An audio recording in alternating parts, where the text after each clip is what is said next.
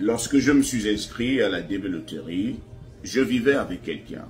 Mais comme on n'était pas marié légalement, je n'ai pas déclaré la personne. Alors, par inadvertance ou bien par chance, j'ai été sélectionné. Et là, je me pose la question de savoir si je peux facilement me marier après les résultats pour partir avec madame. Je me pose aussi la question de savoir si ce serait une bonne idée que je prenne ce risque-là. Parce que aussi, de l'autre côté, je n'ai pas envie de brûler mes chances d'obtenir un visa. Qu'est-ce qu'il y a lieu de faire, mon général? Alors, tu n'es pas la première personne à vouloir faire cela. Tu n'es pas la première personne célibataire à vouloir se marier après les résultats.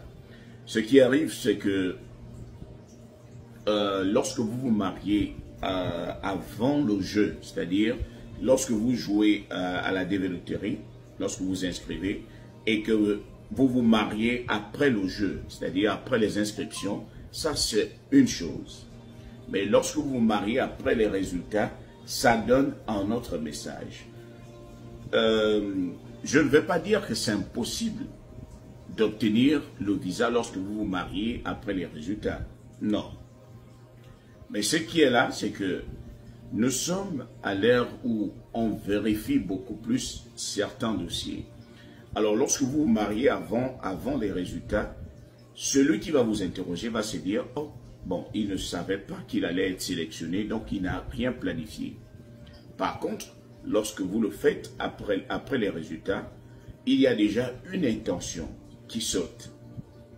Il y a cette intention. Alors, cette intention ne veut pas dire qu'on va vous refuser le visa, mais ça pousse les agents d'immigration à faire un peu plus attention sur les détails. Est-ce qu'ils sont réellement ensemble? Parce qu'ils savent, ils nous entendent parler par-ci, par-là. Ils savent qu'il y a des gens, lorsqu'ils ont été sélectionnés, ils prennent parfois leur sœur, ils font semblant d'être mariés juste pour traverser avec eux aux États-Unis.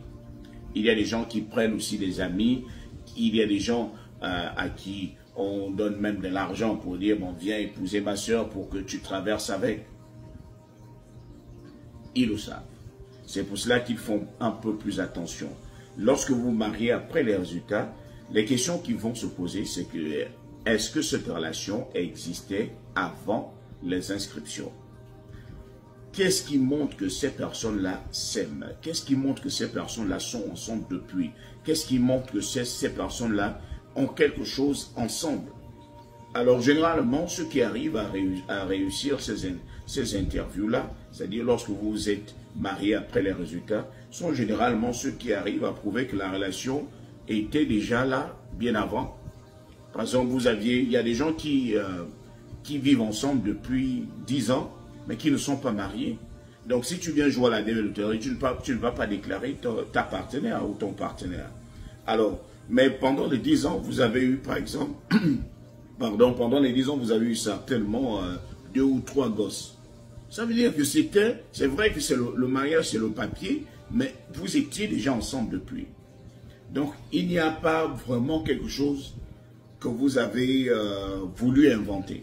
C'est-à-dire, on sent que cette relation était là depuis. Donc, c'est vrai que vous êtes mariés après les résultats, mais on va quand même essayer de vous accorder le bénéfice du doute pour vous écouter, pour voir si les intentions sont bonnes. Il arrive aussi que les gens qui épousent des inconnus se retrouvent là-bas et arrivent à avoir le visa, pas parce qu'ils avaient tellement le problème, mais parce qu'ils ont su certainement mentir. Parce qu'il faut avouer que rien n'est impossible à celui qui est prêt. Il y a des gens qui ont des tournures dans des ambassades qui arrivent à pousser l'immigration à leur accorder le visa. Donc, nous ne savons pas. Mais le conseil que moi je peux vous donner, c'est que se marier après les résultats, c'est aussi prendre le risque de se faire refuser le visa. Parce qu'ils peuvent se dire que vous avez voulu tricher. Donc, on ne vous accorde pas le visa. C'est différent de lorsque vous-même vous êtes dit, bon, je sens que, en fait, je n'ai pas envie de prendre des risques, je préfère aller seul. Comme ça, une fois que j'obtiens mon visa, je me marie. Ou bien, avant que je n'aille à l'interview, je me marie. Et une fois que j'obtiens mon visa, je viens aux États-Unis. Mes papiers vont sortir d'ici là. Et puis, je commence à faire venir ma famille. Ça, c'est la meilleure des stratégies parce que vous n'avez pas pris le risque de vous faire refuser le visa. Au moins, vous l'avez. Une personne de votre maison a déjà un visa. Tu peux faire venir les autres. Mais lorsque vous allez à 2, mariage après les résultats, ça, on appelle ça ça passe ou ça casse. À partir de ce moment-là, on peut facilement te refuser également et vous tous vous perdez. Vous tous vous perdez comme ça. Par contre, si tu partais seul et que tu faisais venir la famille après, ça aussi, c'est vrai que ça prend du temps, mais au moins, tu as suivi la voie normale sans qu'on ne te soupçonne de quoi que ce soit. Donc, c'est le conseil que je peux vous donner. Si vous avez été sélectionné, que vous avez votre partenaire, bien avant que vous ne voyagiez, vous pouvez vous marier à la personne et dire, bon, je sais qu'on est ensemble, je n'ai pas aussi envie de te laisser comme ça. Je sais que toi, tu ne peux pas me laisser partir aussi comme ça parce que je risque d'aller m'attacher aussi à quelqu'un d'autre. Donc, vous mariez et tu essayes de faire venir ta personne après. Au lieu d'aller chercher des tournures que vous allez utiliser à l'ambassade pour qu'on vous donne le visa. Parfois, ça ne passe pas. Je sais que beaucoup le font ici et là, mais bon, c'est à leur risque et péril.